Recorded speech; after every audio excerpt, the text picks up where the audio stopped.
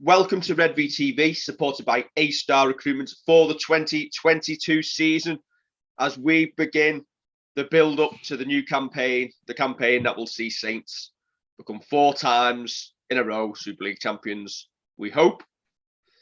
Fingers crossed. 31 days to go, Kev.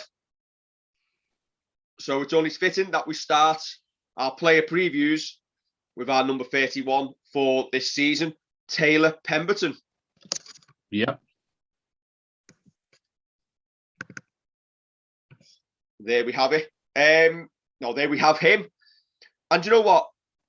I'm glad we're starting this way. Go obviously with the squad numbers, working our way down, all the way down to number 1 before the season starts. Because these young lads who get given squad numbers and become part of the squad are essentially the backbone and the unsung heroes of why Saints are so successful.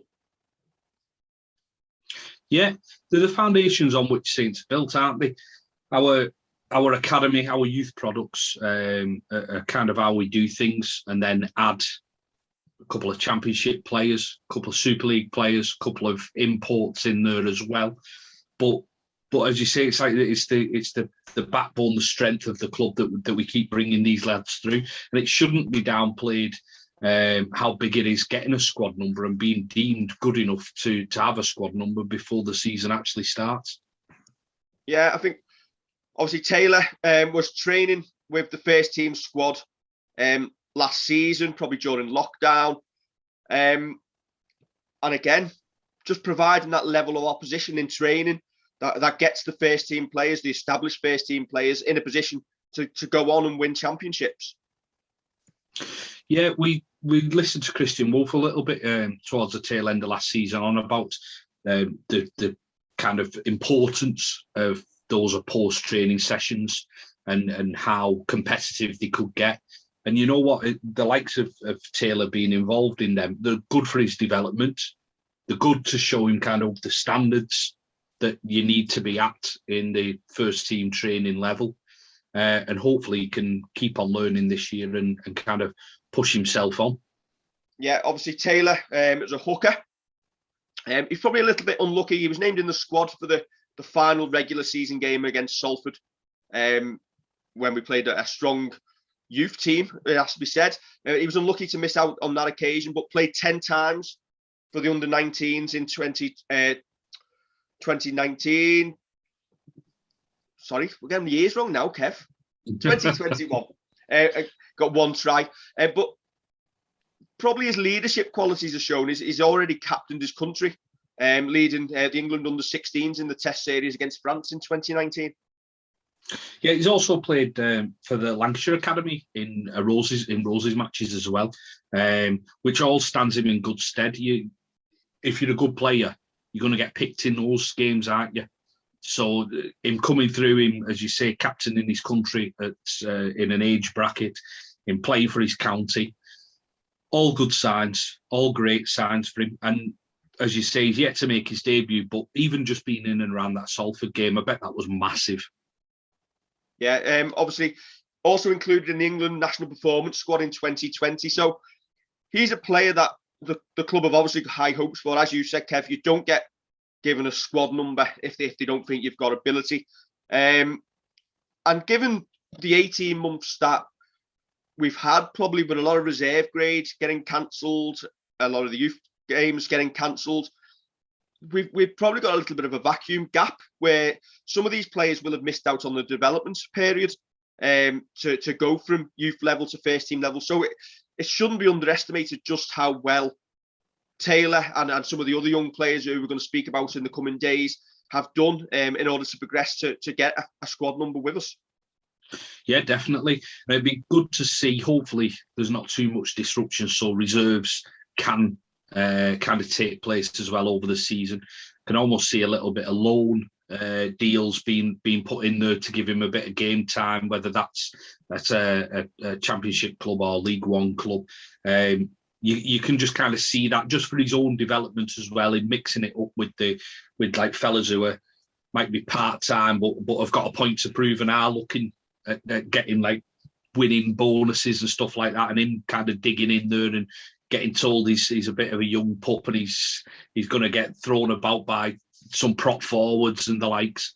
But yeah, as you say, it's a big thing to get a squad number for Saints, and good on the lad. Head of Academy, Derek Trainer, obviously was speaking to the St Helens Star at the end of last season once Taylor signed his full-time deal for 2022, and he said Taylor's a great leader, always willing to take responsibility leading the team around the field. His main position's hooker, but he's also played at loose forward and halfback to a very high standard. So again, another player who has got a little bit of utility as well, and able to fill in different positions, which we know Christian Wolf values highly. Yeah, that's it. I can't see him necessarily having to fill it. Maybe 13 if we were down to the bare bones. But you think of who our specialist hookers are in the squad. You've got James Roby, you've got Joey Lussick, and you've got Taylor Pemberton. Now, I know Morgan Knowles can fill in there. I think Jake Winfield's done a little bit there. He's an injury too away from being in with a shout for a first-team jersey there, from being in the 17, isn't he? And I do think squad numbers give an indication as to where the thinking is, as you alluded to earlier, with him kind of potentially missing some of his development time due to the COVID situation. But as I say, you think one or two injury, a suspension here and there, got a chance, hasn't he? Yeah, and obviously, as we've said, just being around the first team day in, day out is obviously going to be great for his development. Realistically, one appearance, maybe one or two this season at best, depending on who we get in the cup or where the fixtures lie. Maybe if we get to Wembley, pre or post Wembley. Again, if the regular season is tied up and we want to do what we did against Salford at the end of the year, but do you know what? Just having your name on the back of that jersey, the dream for a lot of rugby league players. Yeah, listen, he should be aiming to get into the squads, whether it ends up being the 17, but just being in and around the match day squads, being named in them, doing what he needs to in training, learning, and listen, use this year very, very wisely to learn off James Roby. There's no reason why we won't see Taylor Pemberton's name kind of announced at 12 o'clock on a Wednesday in the squad.